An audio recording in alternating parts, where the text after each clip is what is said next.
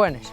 Hoy voy a falavos dun tema que vi na tele e que lleí en Nueva España. Y era una noticia y trataba de prohibir el purín nos praos y cuchar. Voy a deciros que a ver si pensamos más antes de sacarles noticias y decir babayáes, porque el cuchar es una cosa pero importante para los ganaderos, tanto para el ganadero de leche como para el ganadero de carne. El ganadero de leche, el cuchu, vale para cuchar una tierra maíz y a lo mejor un prau que dé ballicu, y eso va a dar más producción. Cada vez va a proporcionar más leche para el ganado y al ganadero y es lo que le importa. Igual que para la carne, al cuchar un prau, el prau va a dar más pación y también va a hacer que los vaques coman más y que puedan medrar más, que al final también es lo que le importa. En Asturias hay aproximadamente 12.000 ganaderías y 410.000 cabezas de ganado vacuno. Si bien otro invierno malo como el que vino el año pasado, pues les vaques la mayor parte están encuadraes, porque ya sea en naves o en cuadres, les vaques hay que guardarles. Pues vosotros calcular más o menos, aunque no sean les 410.000 cabezas de ganado, vamos a poner la mitad cuánto caguen y cuánto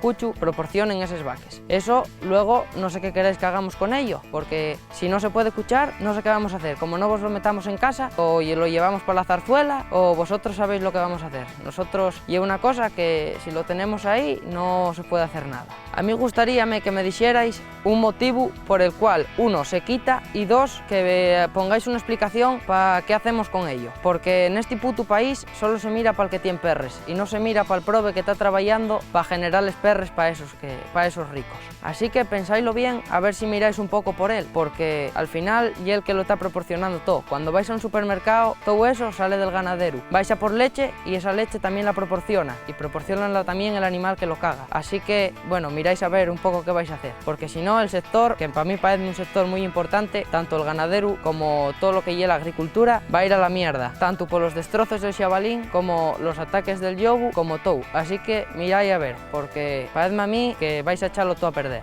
Bueno, pues hasta la semana que viene y vémonos aquí en la casería para seguir contando cosas de este mundo rural.